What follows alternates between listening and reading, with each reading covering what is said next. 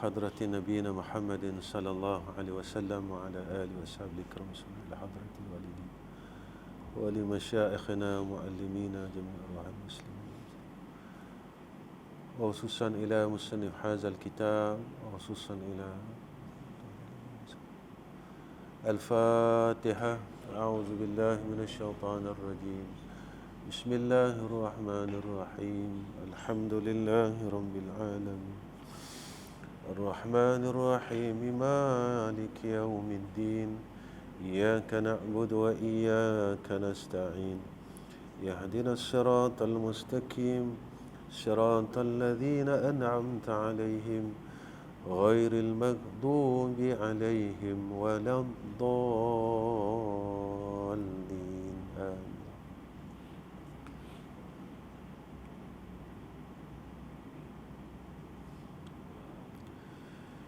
Assalamualaikum warahmatullahi wabarakatuh.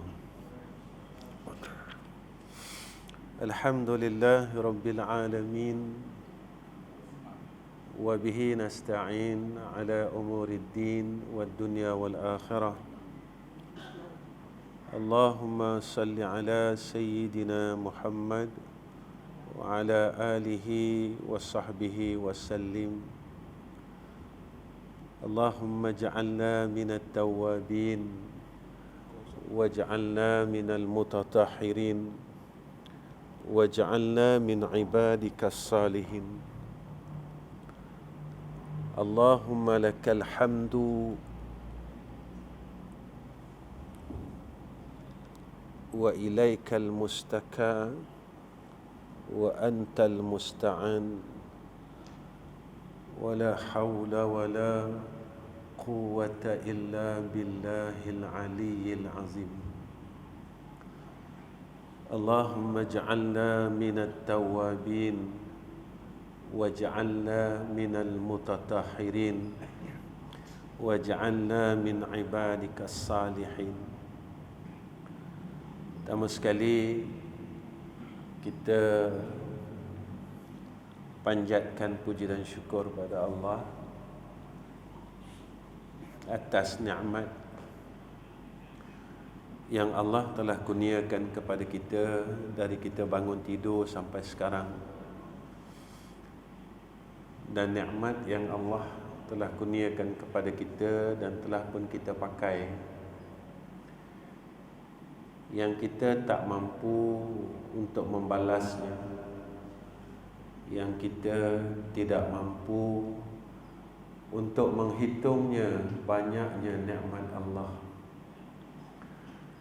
Dan kita bersyukur kerana Allah memberikan kita ruang dan peluang serta pertolongan di dalam melaksanakan kebaikan dan ketaatan. Jika Dia tidak memberikan kita hidayah dan taufik, nescaya kita tidak akan mampu berbuat baik. InsyaAllah malam ni kita sambung matan yang ke-10. Bismillahirrahmanirrahim. Al-a'malu suwarun qa'imatun arwahuha wujudu sirril ikhlas fiha. Segala amalan itu ibarat gambaran rupa yang zahir, dan segala rohnya ialah wujud rahsia keikhlasan di dalamnya. Amalan ini yang kita buat, sama ada ibadah ataupun perkara adat, ia adalah rupa zahir kerja badan. Tetapi setiap amalan ini ada rohnya. Maka rohnya, kata musannif, ialah ikhlas. Dalam segala amal ibadah ini, dia berkait dengan hablum minallah dan hablum minan nas. sekemas manalah hablum minallah itu, tetapi tidak kemas hablum minan nas, maka dia akan mencederakan hablum minallah. Sekemas manalah hablum minan nas, tetapi dia tidak melaksanakan hablum minallah, tetap di dalam kebinasaan. Sebab itu, apabila kita melakukan setiap amalan, biarlah amalan itu hidup, seperti mana yang disebutkan oleh musannif, amalan zahir yang ada roh. Seumpama tubuh kita ni dia ada roh. Kalau tubuh yang tidak ada roh, tubuh ni mati, maka tubuh yang mati orang akan letak satu tempat, namanya tanah perkuburan, sebab tak ada faedah. Sebab itu amalan yang tidak ada roh, iaitu roh pada amalan inilah al-ikhlas.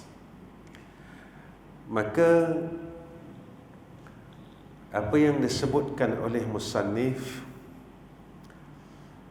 yang disebut oleh Syekh radhiyallahu an, menyerupakan segala amalan itu dengan segala rupa yang zahir, kerana amalan itu dari perkara yang zahir, dan yang zahir itu tertakluk kepada badan. Amalan zahir ini amalan badan, dan badan itu tertakluk segala rupa yang berdiri, benda yang nampak, salat, zikir, dan apa amalan-amalan yang tertakluk pada badan yang zahir, itulah amalan zahir. Dan rahsia hidupnya amalan ini adalah kewujudan rahsia roh itu. Maka amalan tanpa keikhlasan, roh pada amalan ialah ikhlas. Seperti jasad tanpa roh, maka amalan ini tak ada faedah. Orang yang rohnya telah berpisah daripada jasad, dia tak ada faedah, dia dah tak ada manfaat. Lalu orang simpan dia. Kata orang tanya, dah simpan belum? Jenazah dah simpan belum? Jadi kena simpan. Sebab itu, apabila amalan ini, amalan yang ada roh, iaitu al-ikhlas, maka amalan ini hidup. Maksudnya amalan ini memberi faedah.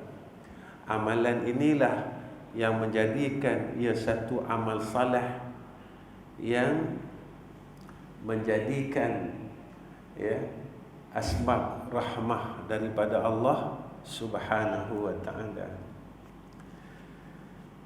Rahsia amalan itu pada ikhlas, dan rahsia keikhlasan itu ialah kebenaran, iaitu amalan keikhlasan roh yang benar. Apa dia tuan-tuan? Ada kat bawah ni, yang layak dibilang bila bersih daripada segala haul dan upaya quwwah. Apabila amalan ini adanya ikhlas, dan rahsia ataupun hakikat ikhlas itu, kata ulama, setelah hilangnya syirik khafi. Saya selalu ulang dalam kuliah, kita dapat berbuat ibadat bukan sebab kita sihat, bukan sebab kita tahu. Kita dapat sedekah bukan sebab kita ada harta. Kita dapat baca Quran bukan sebab kita tahu baca Quran,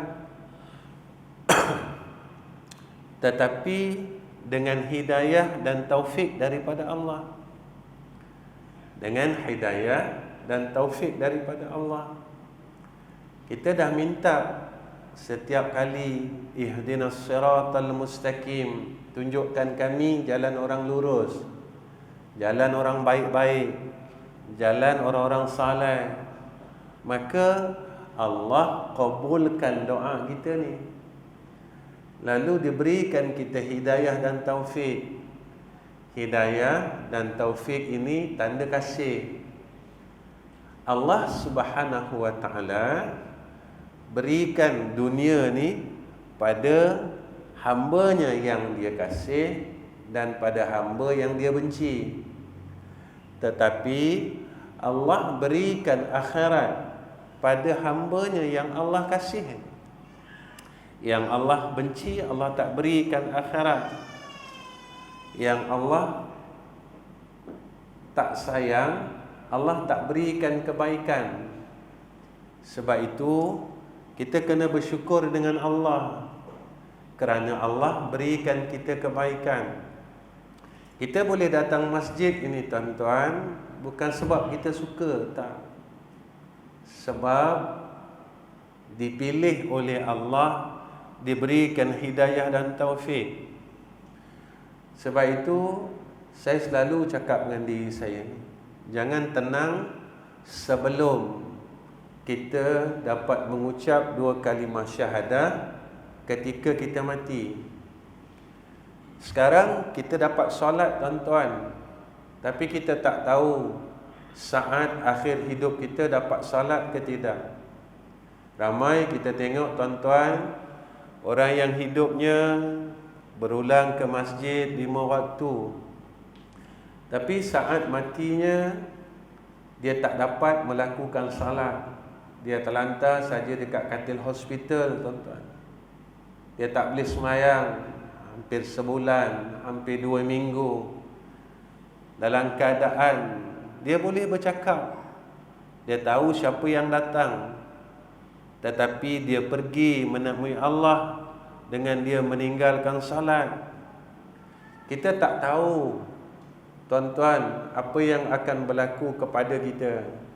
Sebab itu seorang hamba adanya doa, adanya munajat, ini yang diperintahkan oleh Allah, supaya kita sentiasa rasa takut dan harap. Rasa takut dan harap ini kena seiring. Jangan kita sangka saat ini, hari ini kita dapat buat baik, ya, dan kita akan berterusan buat baik. Sebab kita tak tahu apa takdir Allah. Tetapi sebagai seorang hamba Allah yang mukmin, dia sentiasa harap, ya Allah, aku berharap sekarang sampai aku mati nanti, dan ketika aku mati, aku dikurniakan kebaikan demi kebaikan.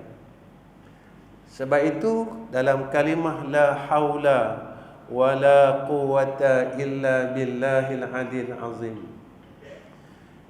kita kena ingat yang memberikan kita kekuatan ini adalah Allah. Memang kita kuat, badan sihat, tapi kita tak mampu nak angkat takbir, entah.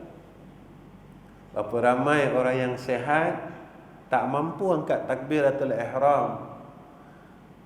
Berapa ramai orang yang tahu tapi tak mampu untuk bangun malam. Sebab itu kita sentiasa munajat dengan Allah. Ini kerja hamba.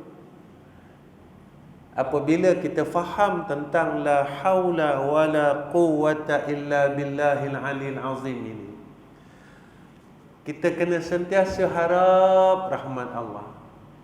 Sentiasa harap, ya Allah, ya Allah, ya Allah, ya Allah. Inilah hamba Allah. Ni hamba Allah. Tuan-tuan, ketika hati kita dah mula bersih, kita akan nampak benda ni. Kita akan sentiasa nampak. Dan dinampakkan oleh Allah, disedarkan oleh Allah, kita ni siapa sebenarnya. Baik. Jenis-jenis ikhlas dari Syekh Abu Talib, dari Abu Talib radhiyallahu an berkata, ikhlas bagi orang yang mukhlisin itu ialah dikeluarkan makhluk daripada amalan yang dikerjakan bagi hak Allah Ta'ala. Dan makhluk yang pertama itu nafsu. Ini ikhlas yang pertama. Dia keluarkan nafsu dia. Dia beramal ini ada tuntutan nafsu dalam tu. Masih lagi dia nak memandang kepada orang. Orang ada, Tuan-tuan senang. Saya ni susah tuan-tuan. Saya pun macam tuan-tuan juga. Tuan-tuan lebih bagus dari saya. Ada masa kita malas. Kadang-kadang masa kita malas tuan-tuan, kita nak bangun semayang sunat isyak, ba'diyah isyak. Saya dalam hati saya kata apa? Kalau aku tak semayang kan apa? Jemaah tengok aku. Nampak tak? Ketika saya malas, ketika itu saya tetap juga salat untuk mendidik diri saya keluarkan daripada nafsu itu. Tapi kerja yang kita buat ini sia-sia, sebab telah ada kerana yang lain selain Allah. Tetapi di dalam mujahadah kita kena teruskan juga. Di dalam kita mendidik diri, kita kena teruskan juga. Sebab orang yang bijak, Nabi kata, dia sentiasa melawan nafsu dia. Zaman ini tuan-tuan, ilmu kita banyak, tetapi kita tak dapat guna ilmu kita. Hidup ini tuan-tuan, ilmu ni dia macam kita susun gambar. Kalau kita pergi kedai, dia panggil puzzle. Gambar yang dicerai-ceraikan tu. Jadi anak cucu kita pernah disusun-susun nak dapat gambar rumah, nak dapat gambar pokok. Jadi ilmu kita ni banyak. Macam ketulan-ketulan puzzle ni tadi. Tapi kita tak nak susun. Maka yang kita mengaji, yang kita belajar, kita tak dapat rasa, kita tak dapat kepuasan. Sebab kita tak nampak apa natijah ilmu ni. Sebab itu kita kena mujahadah. Usaha menyusun puzzle ni nama dia mujahadah. Dan kena ada hemah yang tinggi, kena ada kesungguhan.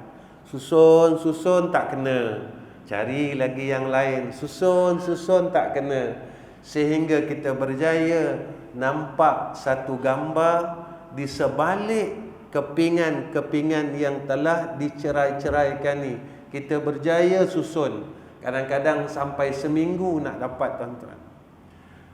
Maka ketika kita dapat melihat gambar sebenar, maka inilah yang dinamakan halwah, kemanisan, keseronokan.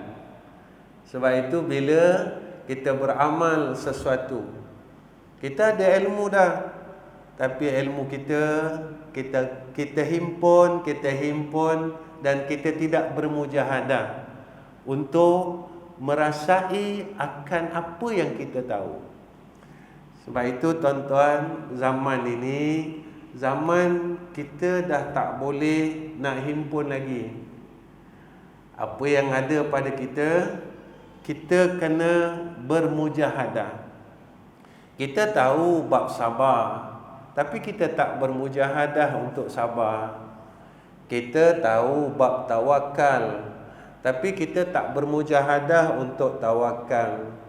Kita tahu cerita cinta Allah dan cinta Rasul, tapi kita tidak bermujahadah untuk mencintainya. Kita tahu cerita syukur, tetapi kita tidak bermujahadah untuk duduk pada tempat orang yang syukur. Kita tahu cerita takwa. Kalau kita sembang-sembang dengan kawan-kawan, kita boleh cerita, takut ni macam ni ilmu dia. Ilmunya kita boleh sembang, tukar pendapat.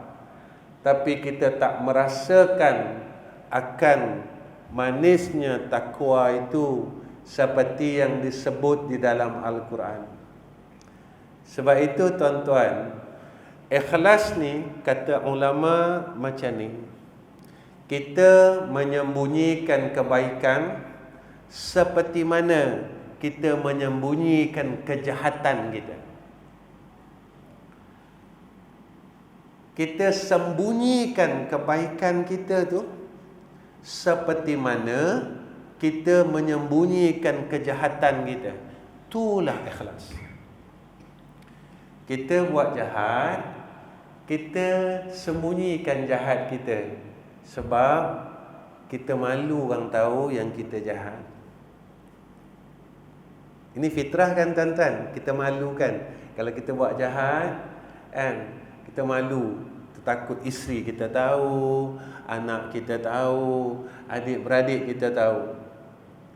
Maka dengan ikhlas ini, kita sembunyikan kebaikan kita. Kita nak malu dengan siapa ni? Kita malu dengan Allah. Kita malu tuan-tuan dengan Allah. Ketika aku nak ceritakan kebaikan aku, tunjukkan kebaikan aku, maka datang malu aku dengan Allah. Sebab apa? Sebab kebaikan kita ni tak hebat pun. Tak hebat. Abdurrahman bin Auf, dia sedekah lewat takbiratul ihram. Tak dapat takbir bersama imam pada takbir pertama. Sebab dia tunggu 100 ekor unta hasil dagangannya. Lalu diserahkan pada Nabi. Kita tuan-tuan nak samakan dengan Abdurrahman bin Auf. Nak tak? Kita sedekah 10 riyal, ketar tangan. Ketar tuan-tuan. Balik mikir 3 hari. Kita wis sedekah 50 riyal. Masa tu dengar Ustaz ceramah ni, ia naik semangat. Wih 50 riyal. Balik di rumah tuan-tuan, pasang area kita. Buat apalah kata wih 50. Mula niat nak 10 riyal je. Mikir tuan-tuan. Kemudian sedekah kita yang sedikit itu, kita nak beritahu orang, Allah malunya. Kalau kita nak bandingkan dengan apa yang sahabat buat, salafus salih buat, nampak tak? Dengan itu kita sembunyikan kebaikan kita itu, supaya apa? Supaya amalan kita ini hidup. Maksudnya amalan kita ini diterima oleh Allah.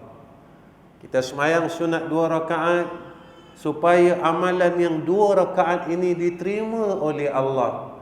Malunya aku ya Allah, sebab aku mampu untuk salat 2 rakaat saja. Aku tak mampu macam mana yang Nabi buat.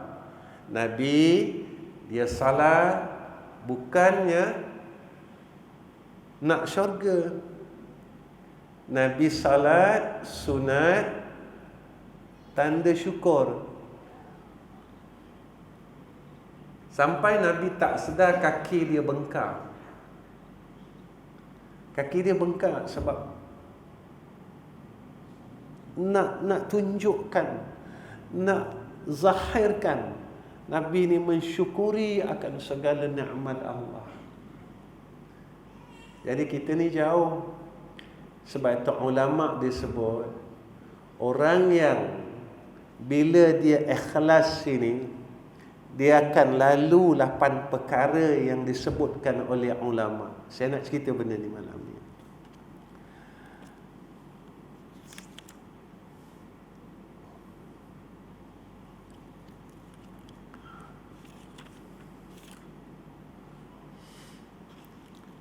Orang yang beramal yang ikhlas, dia akan bawa apa tuan-tuan? Dia akan perolehi perkara apa? Satu, kata ulama, dia akan memperolehi rahmat Allah. Kalau kita ibadah, kita beramal, tapi kita tidak ikhlas kerana orang, rasa ujub, rasa sombong, pada ketika itu tuan-tuan, amalan kita mati. Sebab amalan yang tidak ada roh, amalan yang hidup inilah amalan yang beroleh rahmat Allah. Tuan-tuan, kita kena mujahadah, belajar dalam diri kita untuk dapat rahmat.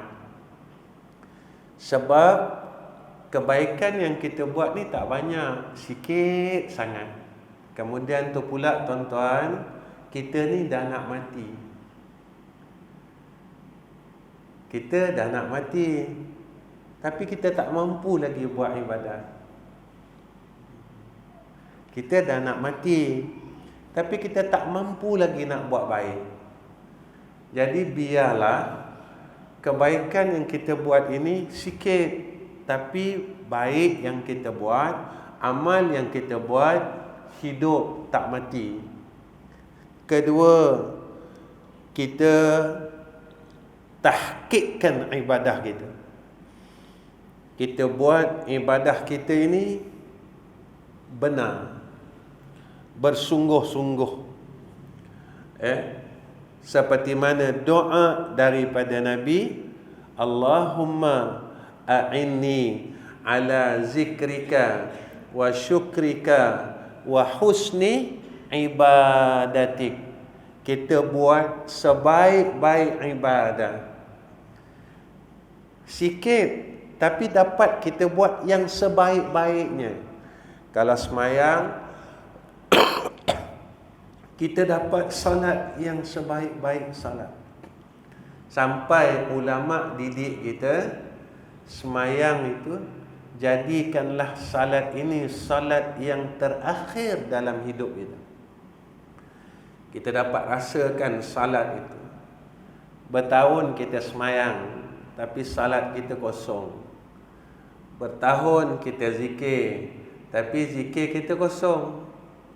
Bertahun kita baca Al-Quran, tapi bacaan kita kosong. Sebab itu tuan-tuan, kita jangan sia-siakan umur yang kita dah ada.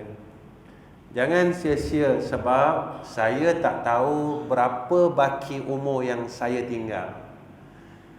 Tuan-tuan, amalan ni macam makanan. Tuan-tuan, kalau makan nasi dagang ni tak sedap, tuan-tuan nak makan lagi tak? Tuan-tuan tak nak makan lagi.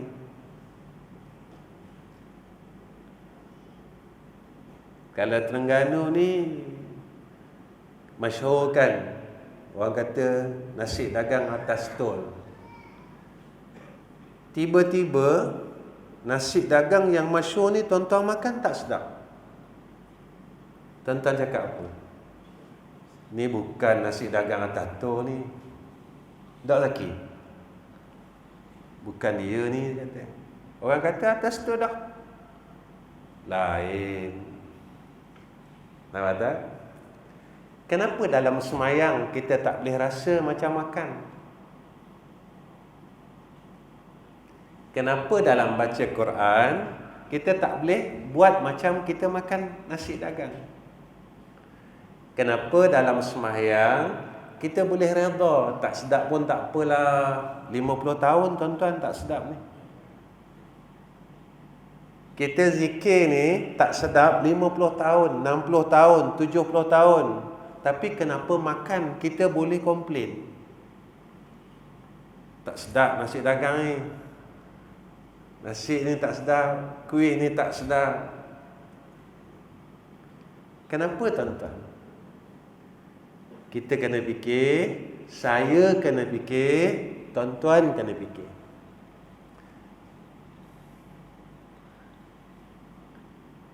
Sebab kita dah tak ada masa.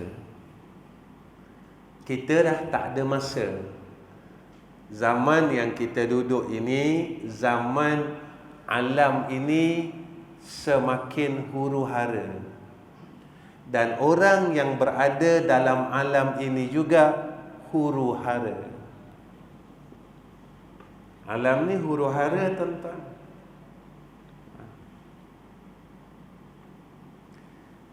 Saya bukan pakar, tuan-tuan, pandai. Tapi tuan-tuan perasan tak? Bulan ni, bulan besar. Bulan maknanya bulan ni hampir kepada bumi.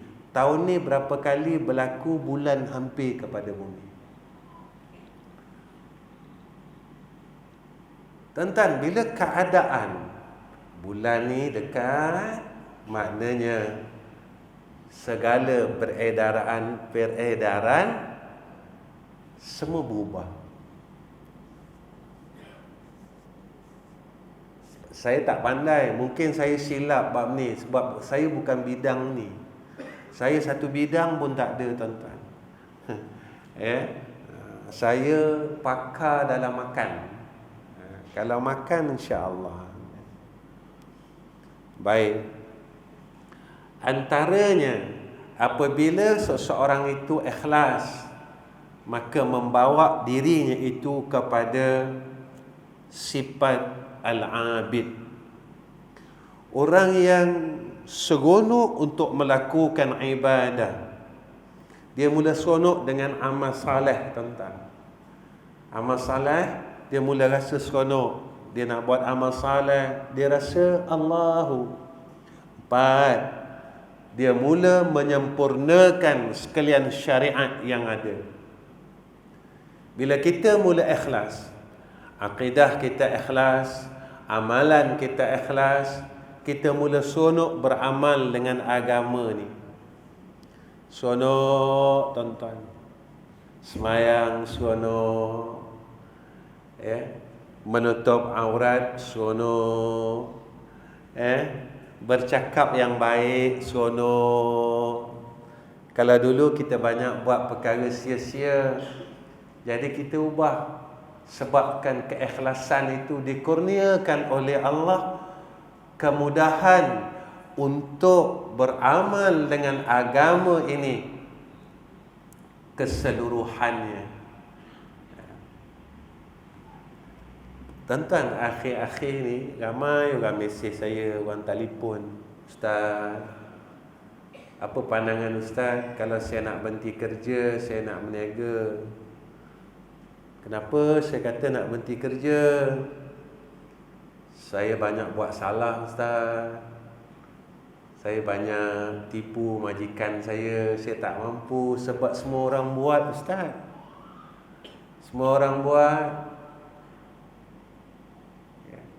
Kalau bahagian bengkel contohnya, benda tak rosak, kita claim rosak, Ustaz. Kalau tak buat, sebab semua orang keliling buat, saya kena ikut, Ustaz. Apa pandangan Ustaz? Pandangan saya, bertanyalah dengan Allah. Nabi ajar kita semayang sunat istikharah.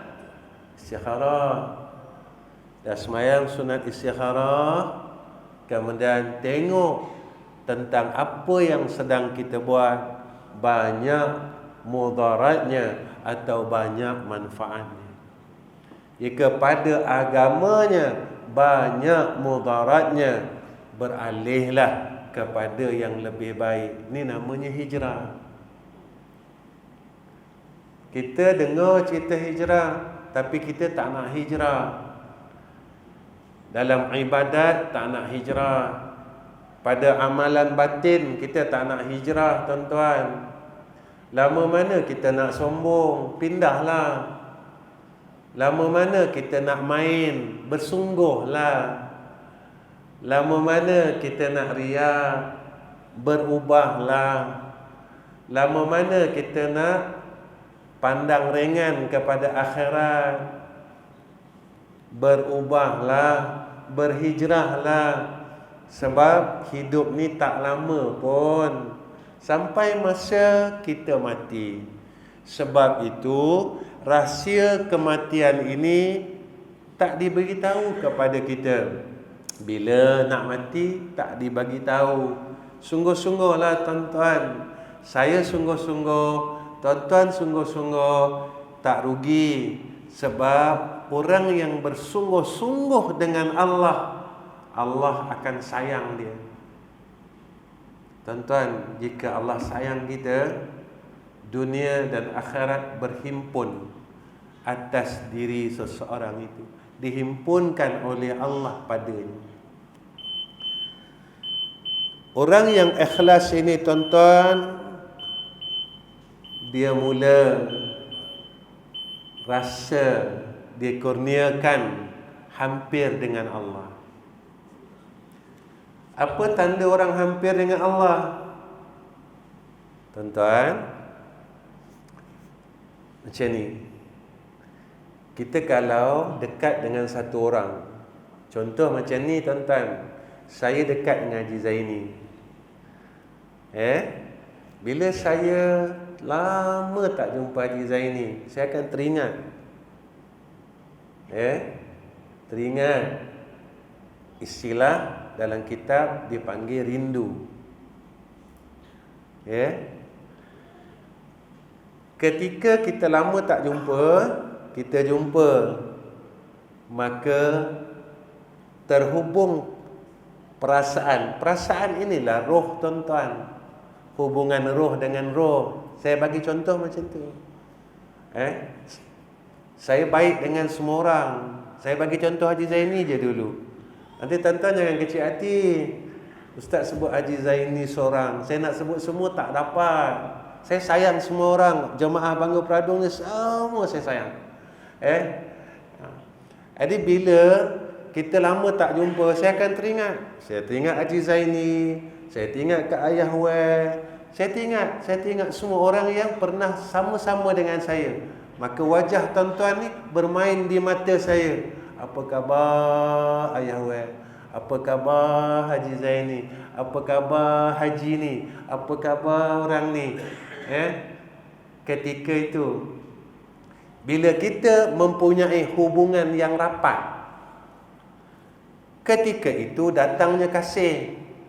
Kita dengar, oh orang ni sakit, secara automatik tuan-tuan, kita akan angkat tangan kita. Ya Allah, orang yang aku sayang ni sakit, ya Arhamar Rahimin, kau sihatkanlah dia. Sebab aku sayang dia, ya Allah. Aku buat ini macam mana Nabi buat, sayangkan umatnya. Maka aku sayangnya kerana engkau dan kerana Nabi Muhammad sallallahu alaihi wasallam. Ini namanya orang yang dekat. Apatah lagi antara kita dengan Allah. Bila Allah kurniakan kita hampir dengan dia, maka kita akan rasa sayang dengan Allah. Tuan-tuan, orang yang kita sayang, kita mau tak buat salah untuk dia? Tak mau tuan-tuan. Kita akan jaga hati dia, betul tak? Tak nak kita buat salah. Kalau boleh, tak nak guriskan langsung hati dia. Sampai kita akan selalu cakap apa? Minta maaf ya kalau saya ada buat salah. Padahal kita tak buat salah, tapi kita nak jaga sangat hubungan tu. Kita akan minta maaf berkali-kali. Minta maaf, minta maaf, minta maaf. Sebenarnya tuan-tuan, begitulah Nabi Allahu. Nabi dengan Allah. Nabi tak buat salah kan? Nabi ada tak buat salah dengan Allah, tuan-tuan? Tak. Tapi Nabi kata apa? Aku minta ampun dengan Allah sehari 100, sehari 70. Ni tanda orang yang dah mula dekat dengan Allah. Tak berani nak buat salah. Kalau aku buat salah, nanti orang ni kecil hati. Lalu dia akan jaga amalannya, perkataannya. Inilah akibat daripada ikhlas. Tapi nak dapat ni tuan-tuan, kena bermujahadah. Kena buang nafsu ni. Nafsu nak apa? Lawan. Nafsu nak riak? Lawan. Nafsu nak sayang dunia? Lawan. Nafsu nak sayang kemuliaan? Lawan. Nafsu nak sayang pangkat? Lawan. Buang. Sampai kata ulama, engkau buangkanlah namamu, kata dia. Untuk dapat ikhlas ni, dia kata apa? Padamkan namamu, kata dia. Mana biar orang tak kenal kita, tak apa. Tetapi malaikat mengenal nama kita, disebut-sebut nama kita. Ni berlaku kan tuan-tuan, Uwais Al-Qarni. Sahabat tak kenal, ada sahabat yang tak kenal. Nabi kenalkan. Wahai Umar, nanti kau jumpalah Uwais Al-Qarni. Siapa tu ya Rasulullah? Tapi Rasulullah kenal. Rasulullah kata, aku tak pernah jumpa dia. Tapi masa aku tak ada, dia pernah datang rumah aku. Tapi Rasulullah kenal dia. Lalu Rasulullah kata apa? Wahai Umar, kau jumpa dia, minta doa. Sayyidina Umar tanya, macam mana aku nak kenal dia? Nak cari dia, aku tak kenal. Rasulullah bagi tanda-tanda dan ciri-cirinya. Tuan-tuan, ni hebatnya. Baik.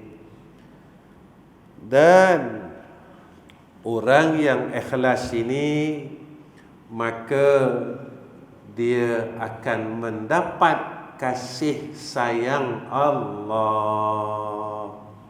Allahu. Tak adalah tuan-tuan, kasih ni dah ujung lah. Kata ulama, sifat yang terakhir bukan kasih, tapi redha. Tapi nak mendapat redha, mesti kuat kasihnya dengan Allah. Baru kita boleh redha. Cucu kita kan kita sayang. Lalu cucu kita baling benda, kena kepala kita, kena kepala Tok Ki. Jadi Tok Ki marah? Tak marah. Sebab apa? Hak tu lah yang dia sayang. Dia boleh pujuk pula, dia boleh peluk pula. Tak apa, dia kata. Nampak tak?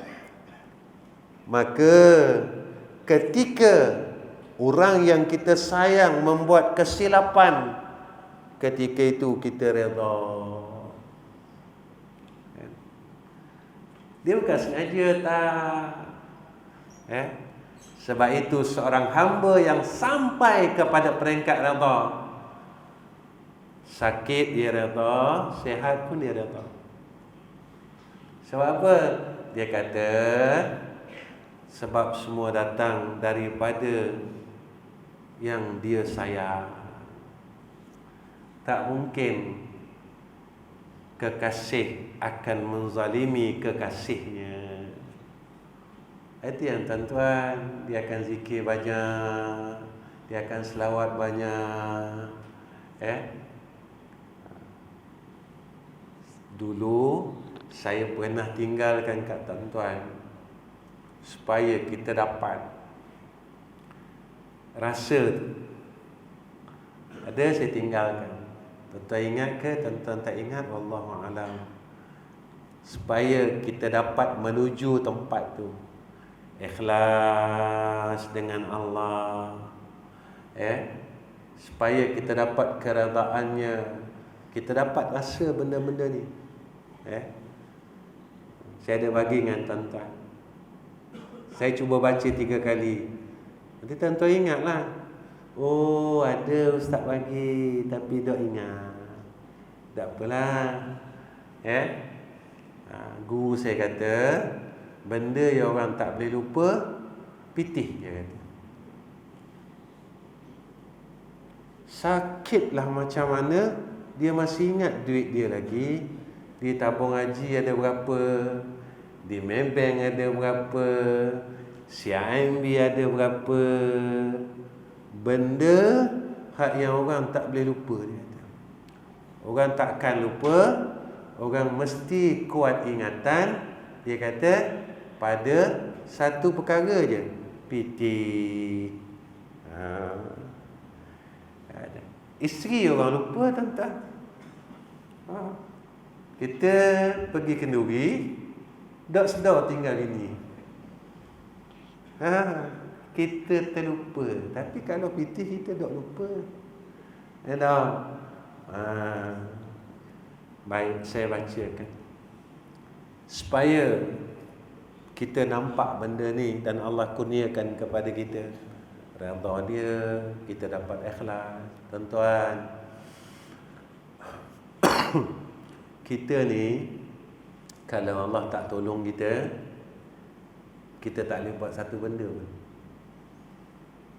Janganlah kita sombong, tuan-tuan, dengan Allah. Jika Allah tak kurniakan kepada kita, kita tak boleh buat satu apa pun. Sama ada dunia atau akhirat.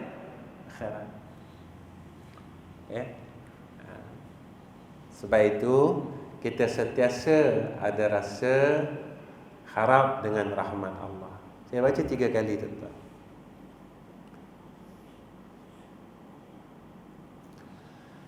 Ya Rabbi azza jaruka wa jalla sana'uka wa la ilaha ghairuka wa taqaddasat asma'uka. Ya Rabbi azza jaruka wa jalla sana'uka wa la ilaha ghairuka wa taqaddasat asma'uka. Ya Rabbi azza jaruka wa jalla sana'uka wa la ilaha ghairuka wa taqaddasat asma'uka. Saya baca 3 kali lagi. Tuan-tuan tak ingat, tuan-tuan terlupa. Ya Rabbi azza jaruka wa jalla sadauka wa la ilaha ghairuka wa taqaddasat asma'uka. Ya Rabbi azza jaruka wa jalla sana'uka wa la ilaha ghairuka تقدست أسماؤك يا ربي عز جارك وجل ثناؤك ولا إله غيرك وتقدست أسماؤك.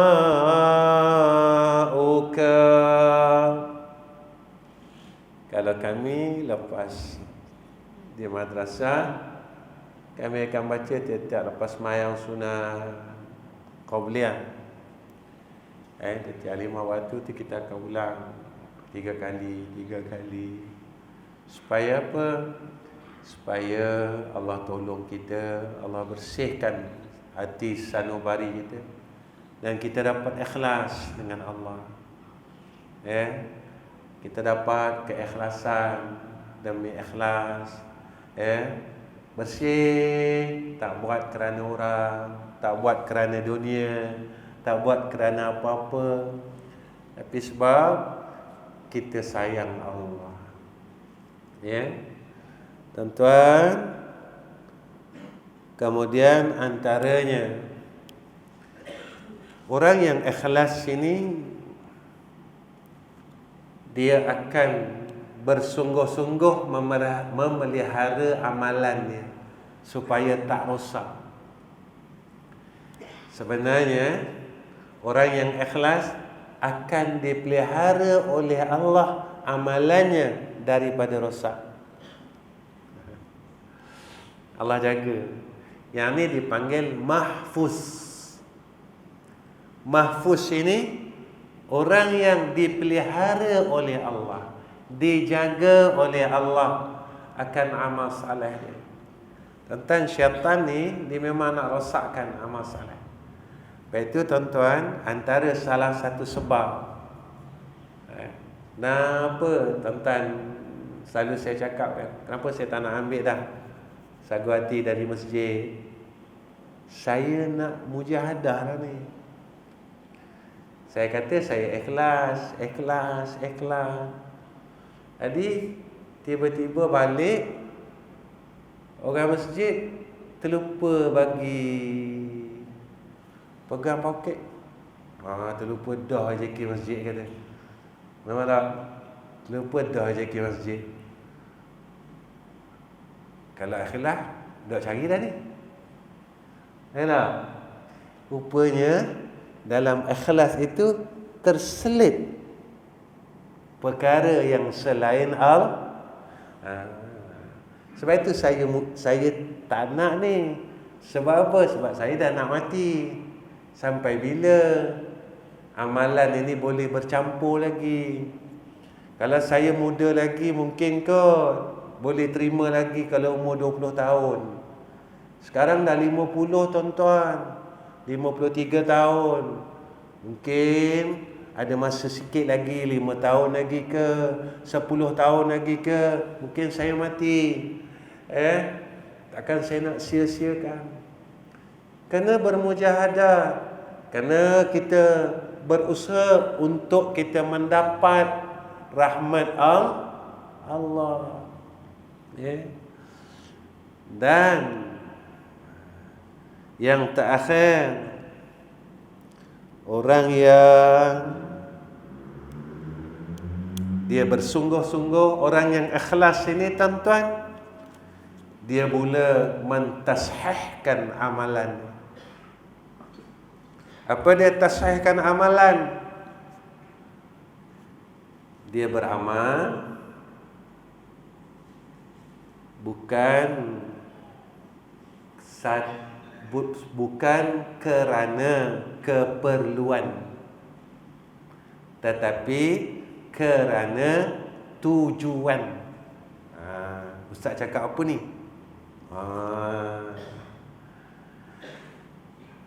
Ulama sufi dia sebut macam ni. Orang yang ikhlas, dia beramal dah tak minta balas sebab dia malu. Dia beramal dia dah tak minta balas. Kita salah ke ustaz, amal minta balas, tak salah. Tapi kalau orang yang nak mula bersih ikhlasnya, sebab kita baru masuk ikhlas mukhlisin, ikhlas orang awam. Kat sini masih ada campur nafsu. Beramal minta balas, tak salah. Ulama kata ini amalan kanak-kanak. Bila dia buat satu benda, dia nak upah, tak salah, ikhlas juga. Tapi ikhlas kanak-kanak. Orang yang dah sampai bersih ikhlasnya, ketika itu dia beramal dan tak minta balas. Sebab apa? Sebab tanda kasihnya lebih besar. Malu dia nak minta balas.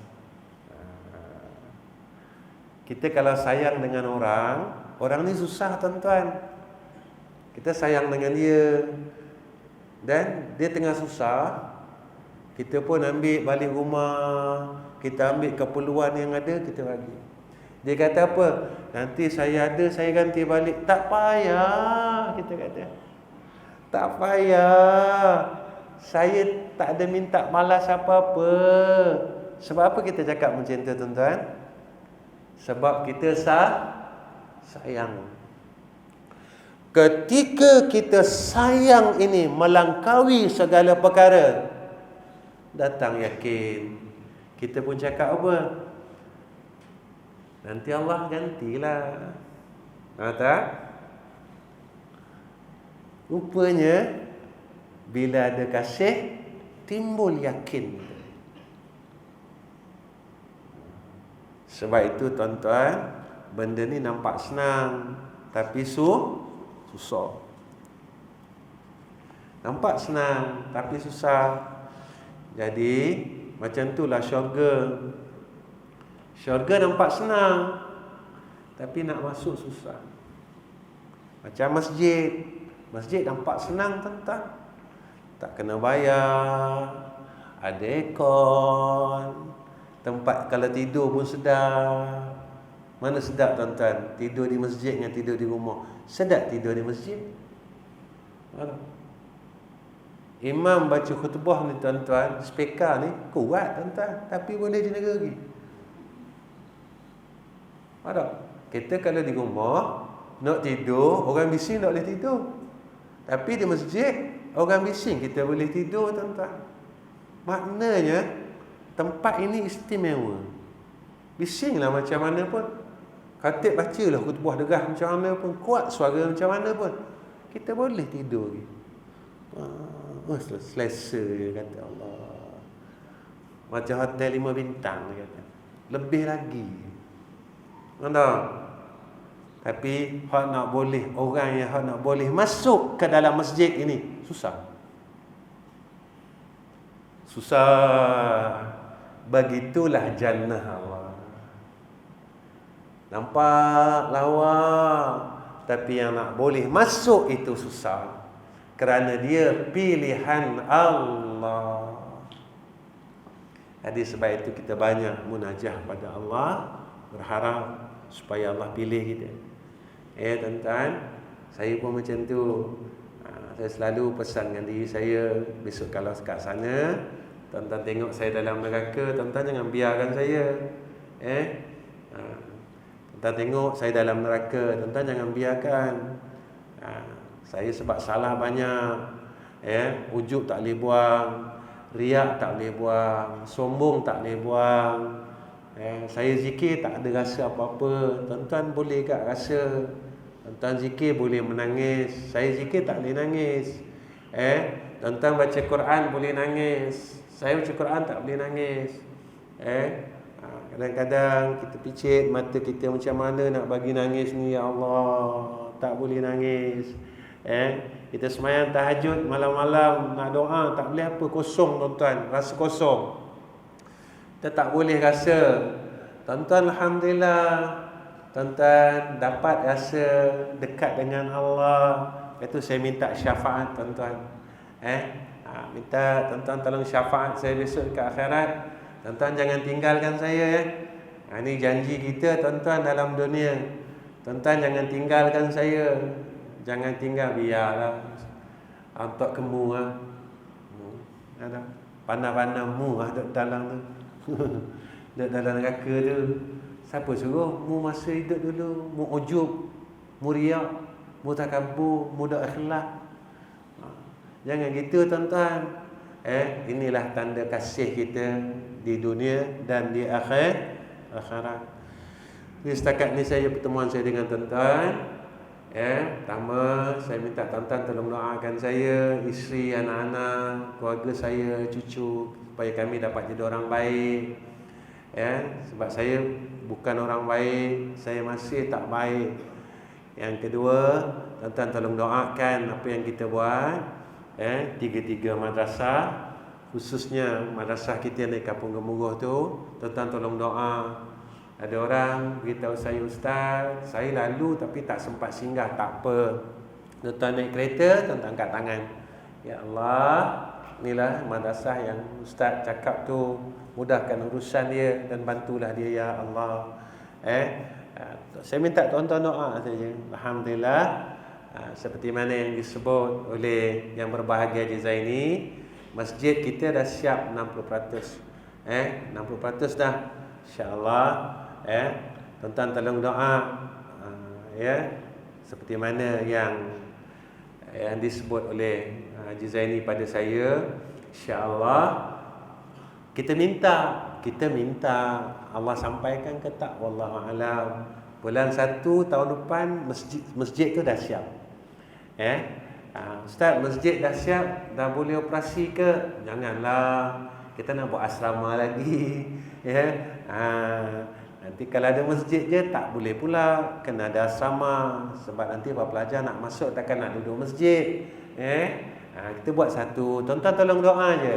Doa je. Tuan-tuan bangun malam, tuan-tuan doa. Saya selalu cakap, sampai orang cakap dengan saya, apa tuan-tuan, Ustaz kenapa tak nak minta duit? Saya cakap, kita kalau selalu minta duit orang marah. Oh marah tuan-tuan. Oh keren sangat minta pitih. Asal hari je minta pitih, asal hari je minta pitih. Oh marah orang tuan-tuan. Tapi minta doa orang tak pernah marah. Alhamdulillah tuan-tuan. Sepanjang pengalaman saya minta doa semua orang tak pernah marah saya. Tak pernah marah. Alhamdulillah. Betul. Kita kalau minta dengan orang akan marah. Tapi kalau kita minta dengan Allah sayang kita.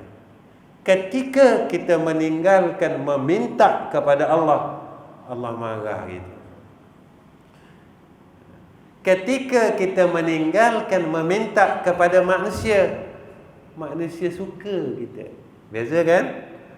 Jadi sebab itu saya nak ajar diri saya ajak semua tuan-tuan, kita minta dengan yang suka kita. Tuan-tuan nak minta, saya pun minta. InsyaAllah hasil doa tuan-tuan, kita dah siapkan 60% masjid kita. Ini hasil doa tuan-tuan. Doa orang ni siap 60%. Satu perkara yang takjub tuan-tuan. Satu perkara yang takjub, iaitu kuasa doa itu sendiri. Baik, wallahu a'lam wa akhir kalam. Assalamualaikum warahmatullahi wabarakatuh. Bismillahirrahmanirrahim. Alhamdulillahirabbil alamin. Wassalatu wassalamu ala asyrafil anbiya wal mursalin wa ala alihi washabbihi ajma'in. Ya Allah, ya Allah, ya Allah, kami mohon kehadrat-Mu ya Allah. Ikhlaskan setiap amalan kami ya Allah. Ikhlaskan setiap perkataan kami ya Allah. Ya Allah, pimpin kami dan beri kekuatan kepada kami untuk kami bermujahadah menuju ikhlas itu ya Arhamar Rahimin. Ya Allah, kami lemah, Kami lemah ya Allah. Kami lemah ya Allah. Kami tak ada daya dan upaya ya Allah. Kami mohon pertolongan Engkau ya Arhamar Rahimin. Ya Allah, tolonglah kami, bantulah kami, dengarkanlah munajat kami ini ya Allah. Ya Allah, ya Allah, ya Allah. Amalan yang kami buat selama ini ya Allah, walaupun kami tidak mampu menuju kepada ikhlas, Kau terimalah ya Allah. Kau terimalah ya Allah. Kau terimalah ya Allah. Ya Allah, kami tak tahu bila kami mati ya Allah. Saat kami mati nanti ya Allah, Kau jadikan kami dalam golongan orang yang ikhlas ya Arhamar Rahimin. Hidup kami seperti mana orang ikhlas ya Allah. Matikan kami seperti mana orang ikhlas ya Allah. Dan jadikan hidup selepas mati kami seperti mana hidupnya orang ikhlas ya Allah. Ya Allah, ya Rahman, ya Rahim. Jika ada di antara kami yang sakit ya Allah, tolong sihatkan mereka ya Arhamar Rahimin. Ya Allah, jika ada di antara kami yang masih ada masalah yang belum selesai ya Allah, selesaikanlah masalah mereka ya Allah. Ya Allah, ya Rahman, ya Rahim. Wa sallallahu ala Sayyidina Muhammad wa ala ali Sayyidina Muhammad. Walhamdulillahi Rabbil Alamin. Taqabbalallahu minna wa minkum.